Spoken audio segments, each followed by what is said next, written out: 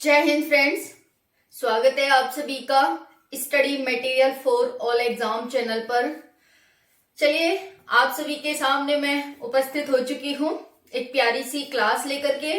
तो क्लास क्या है? इतिहास के महत्वपूर्ण प्रश्न जो एग्जाम ओरिएंटेड हैं, पिछले ईयर में पूछे गए हैं और आने वाले एग्जाम के लिए भी इम्पोर्टेंट हो जाते हैं, क्योंकि previous year questions most important questions होते हैं। ये वे क्वेश्चंस होते हैं जो एग्जाम ने इन्हें महत्वपूर्ण माना है, इसीलिए इन्हें पूछा है। तो एग्जाम इन्हें वनडे एग्जाम में बार बार पूछता रहता है। तो हम इन्हीं को ध्यान में रखते हुए इसी को ध्यान में रखते हुए मैं एक क्लास को लेकर के आई हूँ। सभी एग्जाम के लिए इम्पोर्टेंट है ये क्लास। आप यहाँ पर देख सकते हैं टॉप 10 सीरीज। हालांकि इसमें 10 क्वेश्चन से ज्यादा क्वेश्चन है, लेकिन ये हमारी टॉप 10 सीरीज रहेगी, जिसमें हम एक दिन आपको इतिहास के, फिर नेक्स्ट डे आपको भूगोल के, उसके बाद अर्थव्यवस्था के, और फिर उसके बाद इकोनॉमी हो गया, भूगोल हो गया, इतिहास हो गया, ज्योग्राफी, इस तरह से हिस्ट्री, पॉलिटी, हाँ फिर पॉलिटी के किसी दिन हम साइंस के क्वेश्चन लेकर के आएंगे। तो इस तरह से एक एक दिन 10, 12, 15 जितने भी क्वेश्चन होंगे डेली, उतने हम आपके लिए क्वेश्चंस लेकर के आएंगे जो एग्जाम ओरिएंटेड होंगे और एग्जाम में पूछे जाएंगे आपसे। ओके, तो अगर आप चैनल पर न्यू है तो चैनल को सब्सक्राइब कर लेंगे, वीडियो को लाइक करेंगे, जिससे कि मैं आपके लिए और अच्छी वीडियोस लाती रहूं, क्योंकि यही तो मेरे मोटिवेशन का साधन है। समझा करो, वीडियो को लाइक वाइक शेयर वेयर किया करो, ठीक है। चलिए देखते हैं। क्वेश्चन फर्स्ट है, आज 12 मार्च 2023 है। क्वेश्चन फर्स्ट कह रहा है, दिल्ली का सुल्तान जिसने अपने संस्मरण लिखे थे। दिल्ली का वो कौन सा सुल्तान था जिसने अपने संस्मरण लिखे थे? देखो फ्रेंड्स, सबसे पहला काम क्या है आपका? क्वेश्चन को ठीक से पढ़ना, ठीक है। क्योंकि देखो यहाँ दिल्ली बोल रहा है, सुल्तान तो मुगल काल के भी थे, लेकिन क्योंकि यहाँ पर दिल्ली बोला है तो आप दिल्ली ध्यान देंगे। ऐसा नहीं है कि सिर्फ आपने यहाँ पर पढ़ा कि किस सुल्तान ने अपने संस्मरण खुद लिखे थे तो आप मुगल काल में पहुंच जाओ, है ना। तो बिल्कुल भी ये कंफ्यूजन नहीं करनी है, क्वेश्चन को आपको ठीक से पढ़ना है। सबसे पहला काम आपका एग्जाम में यही होता है। जब आप क्वेश्चन को ठीक से पढ़ लेते हैं ना, तो चाहे आपको आए चाहे ना आए, लेकिन फिर भी आप तुक्का से क्वेश्चन को ठीक करने की कैपेबिलिटी आपकी रहती है, और वो कैपेबिलिटी आपकी बढ़ जाती है, ठीक है। चलिए, तो यहाँ पर क्वेश्चन है, दिल्ली का सुल्तान जिसने अपने संस्मरण लिखे थे, जिसने अपने संस्मरण खुद ही लिखे थे। तो ऑप्शन ए दे रखा है अलाउद्दीन खिलजी, ऑप्शन बी दे रखा है बलबन, ऑप्शन सी है इल्तुतमिश, और ऑप्शन डी है फिरोज शाह तुगलक। तो इसमें आप बताएंगे कि कौन सा सुल्तान था दिल्ली काल का जिसने अपने संस्मरण, यानी कि उसने अपने जो विचार थे, ये इन्वेडर्स थे, तो इन्होंने अपने धर्म के प्रति अपने विचार, कौन सा सुल्तान था जिसने अपने विचार लिखे, उसने अपने संस्मरण लिखे। तो यहाँ पर आप बताएंगे, ठीक है। यहाँ पर है अलाउद्दीन खिलजी, बलबन, इल्तुतमिश और फिरोज शाह तुगलक। तो इसका राइट आंसर क्या हो जाता है? फिरोज शाह तुगलक इसका राइट आंसर हो जाता है, ठीक है। इसकी एक आत्मकथा थी, फुतुहात ए फिरोज शाही, इसकी आत्मकथा थी। उसमें इसने अपने विचारों को लिखा था, उसमें अपने धर्म के प्रति इसके क्या विचार थे, इन सबको इसने लिखा था। तो इसी की आत्मकथा फुतुहात ए फिरोज शाही थी, और उसमें इसने अपने संस्मरण लिखे थे। संस्मरण मतलब याद है, अपने विचार, ये सब। नेक्स्ट क्वेश्चन है, मुगल काल में तावे का सिक्का क्या कहलाता था? मुगल काल, अब दिल्ली सल्तनत के बाद मुगल काल आता है, तो उसमें जो तावे का सिक्का था वो क्या कहलाता था? आपसे क्वेश्चन ये पूछ रहा है। ऑप्शन ए दे रखा है रुपया, ऑप्शन बी दाम, ऑप्शन सी टंका, और ऑप्शन डी शमशी। तो इसका आप राइट आंसर बताएंगे कि क्या कहलाता था मुगल काल में तावे का सिक्का। राइट आंसर क्या हो जाएगा इसका? राइट आंसर हो जाएगा इसका दाम। क्या हो जाएगा? दाम। तो मुगल काल में तावे का जो सिक्का था वो दाम कहलाता था। दाम था, अफगान शासक था एक शेरशाह सूरी। आप सभी जानते हैं कि शेरशाह सूरी और हुमायूं का युद्ध हुआ था 1539 में, जिसे चौसा का युद्ध कहा जाता है। हालांकि जो ये शेरशाह सूरी था वो अफगान शासक था, मुगल शासक नहीं था, है ना। तो ये एक अलग वंश था, शूर वंश का था, शेरशाह सूरी, और जो हुमायूं था वो मुगल का वंश का था। ठीक है, बाबर का बेटा था वो जो हुमायूं था। तो इन दोनों में चौसा का युद्ध हुआ था। शेरशाह सूरी के द्वारा ही सबसे पहले दाम जो होता था, मुद्रा होती थी, उसको छपवाया गया था। तो उसी के आधार पर यहाँ पर ये तांबे का सिक्का चलाया गया था, जिसे दाम कहा जाता है। तो मुगल काल में तांबे का सिक्का क्या कहलाता था? आंसर हो जाएगा दाम। सबसे पहले शेरशाह सूरी के द्वारा ही इसे चलाया गया था। नेक्स्ट क्वेश्चन देखेंगे यहाँ पर। नेक्स्ट क्वेश्चन है 13 और 14वीं सदी में भारतीय कृषक किसकी खेती नहीं करता था? 13 और 14वीं सदी में भारतीय जो कृषक था वो किसकी खेती नहीं करता था?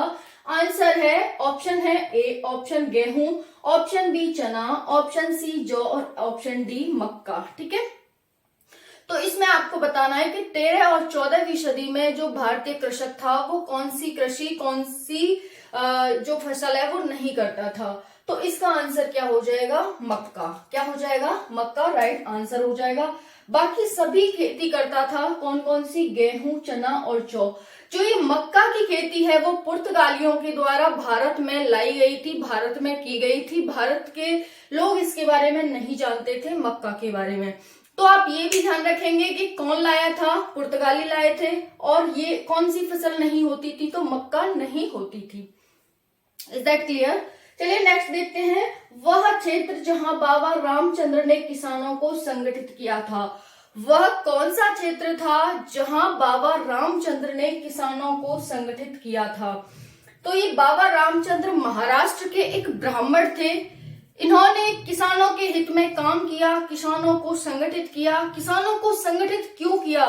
क्योंकि आप सभी जानते हैं भारत में बहुत सारी व्यवस्थाएं थी, रैयतवाड़ी, मालवाड़ी और बहुत सारी व्यवस्थाएं थी। अंग्रेज भारतीय किसानों का शोषण कर रहे थे अलग अलग तरीके से, अलग अलग प्रकार से। लेकिन कुछ ऐसे हिम्मत वाले लोग थे जिन्हें हम क्रांतिकारी कहते हैं, जिन्हें ही हम महान व्यक्तित्व कहते हैं। उन लोगों ने क्या है, किसानों के हित में काम किया। उनमें से ही एक कौन थे? बाबा रामचंद्र थे। ये महाराष्ट्र के ब्राह्मण थे, लेकिन इन्होंने रामचरितमानस का पाठ करके गौरव को जागृत किया, गौरव के माध्यम से। और फिर उन्होंने क्या किया कि सबने मिलकर के किसानों पर शोषण हो रहा था उसको दूर करने के लिए काम किया, सभी ने मिलकर के। ठीक है, फिर बाबा रामचंद्र क्या करते हैं, एक उत्तर प्रदेश में, ये थे तो महाराष्ट्र के लेकिन उत्तर प्रदेश के किसानों से ही शुरुआत करते हैं। वहां पर उत्तर प्रदेश किसान सभा की स्थापना करते हैं और फिर उन सभी को एकजुट करते हैं। सभी जो अंग्रेज थे उन पर अपने अत्याचार थोप रहे थे, उनको मानने से इनकार कर देते हैं। फिर धीरे धीरे ये जवाहरलाल नेहरू जो संविधान सभा में का बहुत बड़ा रोल है, मतलब एक लीडर थे उस टाइम पर, तो उनसे मिलते हैं और उनसे मिलकर के एक किसान आयोग की स्थापना करवाते हैं।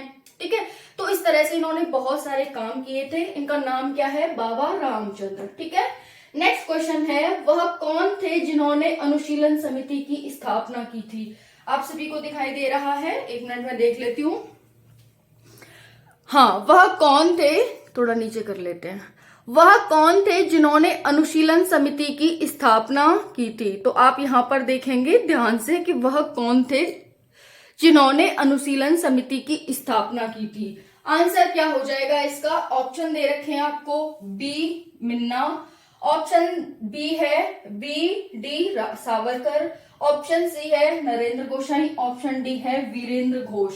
तो यहाँ पर ये आपको 4 ऑप्शन दे रखे हैं, इसमें से सही आंसर क्या हो जाएगा आप मुझे बताएंगे। तो वह कौन थे जिन्होंने अनुशीलन समिति की स्थापना की थी?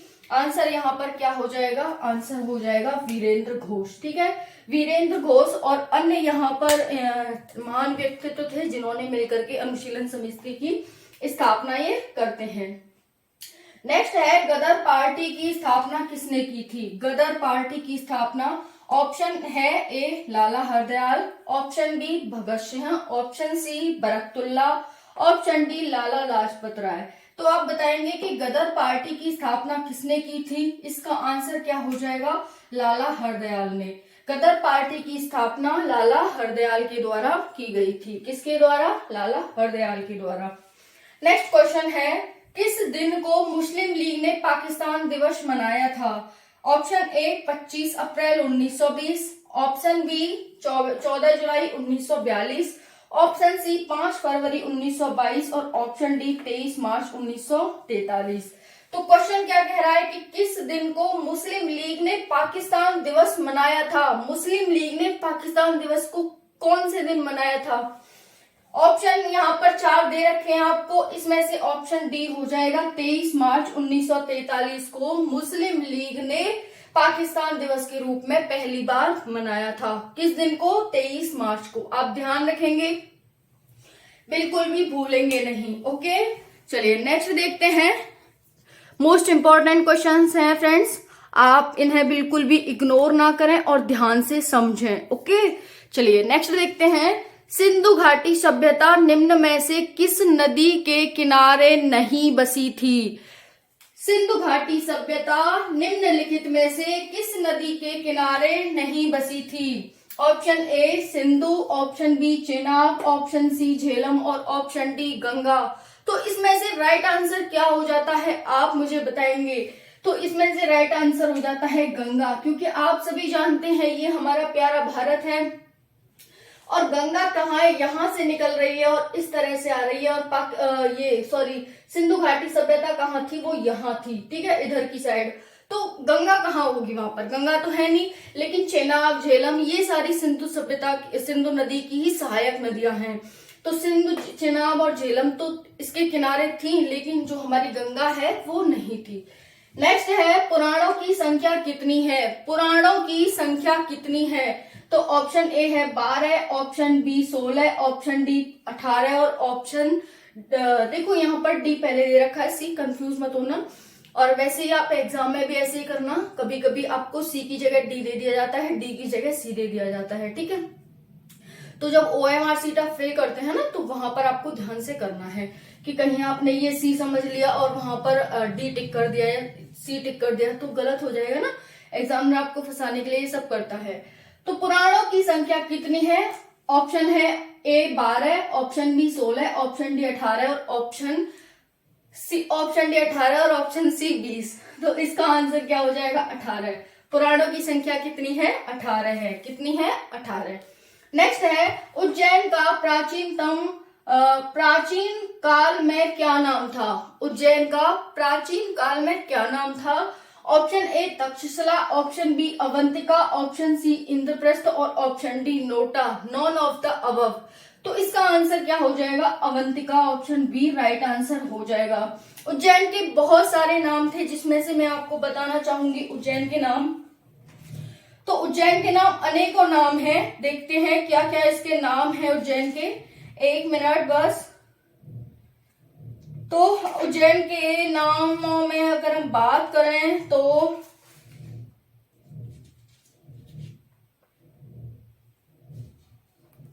कहाँ गया उज्जैन? हाँ देखो, उज्जैन के अनेक नाम थे, अवंतिका, उज्जैनी, कुमुदवती, अमरावती, ठीक है, अनेकों नाम थे इसके। और यहाँ पर ये अनेकों नामों से जाना जाता था, आज उज्जैन के नाम से इसे जाना जाता है। और ये शिप्रा नदी के दाहिने तट पर स्थित इस नगर को भारत की सप्तपुरियों में से एक के रूप में जाना जाता है। तो आप देख सकते हैं अवंतिका है, लेकिन आपसे और भी ऑप्शन दे दिए जाएं कि उज्जैनी था या कुमुदवती था या अमरावती था, तो यहाँ पर और भी ऑप्शन दे रखे होते, कुमुदवती में से, उज्जैनी में से या फिर अमरावती में से, तो आप वो भी राइट करते, ठीक है। लेकिन अभी हमें कोई भी नहीं दे रखा, तो हमें ये अवंतिका तो था ही, तो अवंतिका हम कर देंगे। नेक्स्ट क्वेश्चन है पत्थर का प्राचीनतम शिलालेख किस भाषा में था? पत्थर का प्राचीनतम शिलालेख किस भाषा में था? तो आपको 4 ऑप्शन दे रखे हैं फ्रेंड्स, आपको थोड़ा सा ना दिखाई नहीं दे रहा, चलो ठीक है। अब यहाँ पर दे रखा है पत्थर का प्राचीनतम शिलालेख किस भाषा में था? Option A Pali, option B Sanskrit, option C Prakrit और ऑप्शन डी ब्राह्मी। तो यहाँ पर प्राकृत हो जाएगा। जो पत्थर पर प्राचीनतम शिलालेख किस भाषा में थे? आंसर हो जाएगा प्राकृत, प्राकृत भाषा में थे। चलिए, वीडियो कैसी लगी कमेंट सेक्शन में जरूर बताना, और कोई भी डाउट है आपका तो भी आप कमेंट सेक्शन में कमेंट कर सकते हैं। और आप ये कहें कि मैम थोड़ा सा और एक्सप्लेनेशन बढ़ाइए, थोड़ा सा और अच्छा लगेगा, और अगर आप एक्सप्लेन करोगी तो अच्छे से, तो मैं वो करूंगी, क्योंकि जो आप डिमांड करोगे मैं उसी के हिसाब से करूंगी। पढ़ाना मुझे है, पढ़ना आपको है।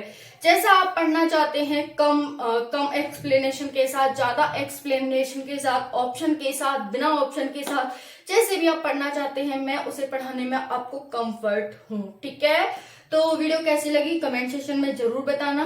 अगेन वीडियो को ज्यादा से ज्यादा लाइक करना, शेयर करना, सब्सक्राइब करना, और अपना ढेर सारा प्यार वीडियो को देना, चैनल को बनाए रखना। ठीक है, चैनल पे अपना प्यार ऐसे ही बनाए रखना। ठीक है, चलिए मिलते हैं नेक्स्ट वीडियो में।